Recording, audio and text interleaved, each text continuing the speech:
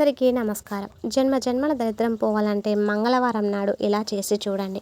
ముందుగా వీడియోకి లైక్ కొట్టి మన ఛానల్ని సబ్స్క్రైబ్ చేయకపోతే వెంటనే సబ్స్క్రైబ్ చేసుకొని వీడియోని పూర్తిగా చూడండి. అప్పుడే మేమేం చెప్తున్నామో మీకు అంతానో అర్థమవుతుంది.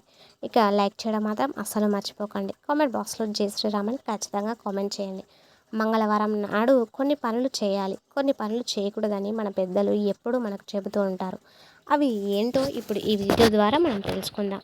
ముందుగా మంగళవారం నాడు చేయకూడని పనులను తెలుసుకుందాం. మంగళవారం కుజునికి సంకేతం. కుజుడు దరిత్రి పుత్రుడు. కుజగ్రహం భూమి పరిమాణం కన్నా దాదాపు సగం ఉంటుంది. భూమిపై నివసించే మనకు కుజగ్రహ ప్రభావం అధికంగా ఉంటుంది. కుజుడు కలహాలకు, ప్రమాదాలకు, నష్టాలకు కారకుడు. కనుకే కుజగ్రహ ప్రభావం ఉండే మంగళవారం నాడు ఏ శుభకార్యాన్ని సాధారణంగా తలపెట్టరు. మంగళవారం నాడు గోళ్ళు కత్తిరించుట, క్షవరం చేయించుకునుట అనే పనులు చేయకూడదు. ఇక మంగళవారం నాడు అప్పు ఇస్తే తిరిగి రావడం చాలా కష్టం. కాబట్టి అప్పు తీసుకున్నట్లయితే అది అనేక బాధలకు కారణమై తీరకుండా మిగిలే ప్రమాదం కూడా ఉంది. కాబట్టి ఎవరికి మంగళవారం రోజున అప్పు అనేది ఇవ్వకూడదు. ఎవరి దగ్గర నుంచి కూడా మనం అప్పు తీసుకోకూడదు. దైవ కార్యాలకు, విద్య, వైద్య పరమైన రుణాలకు ఇది వర్తించదు. మంగళవారం నాడు కొత్త బట్టలు వేసుకోరాదు. మంగళవారం తలంటూ స్నానం కూడా చేసుకోకూడదు.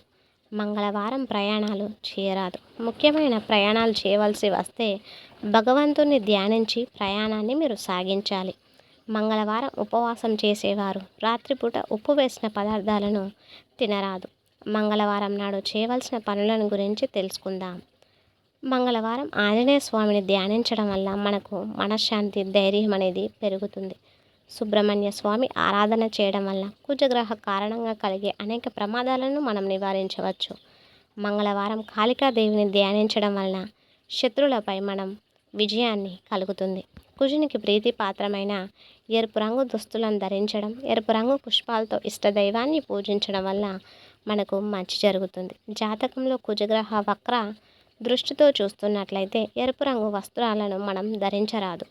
హనుమంతుడిని సింధూరంతో పూజించడం వలన లేదా సుబ్రహ్మణ్య స్వామికి 11 ప్రదక్షిణలు చేయడం వలన దోష ప్రభావం అనేది పూర్తిగా తగ్గుతుంది.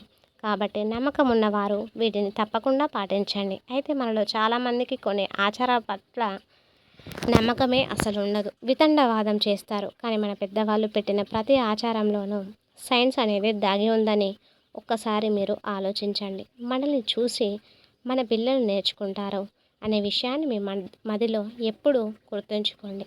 ఇక ఈ వీడియో మీకు నచ్చినట్లయితే మన పురాణాల్లో దాగి ఉన్న విషయాలు ఇంకా అందరికీ చేరువయ్యేలా చేయడానికి ఒక లైక్ చేయడం మాత్రం మర్చిపోకండి.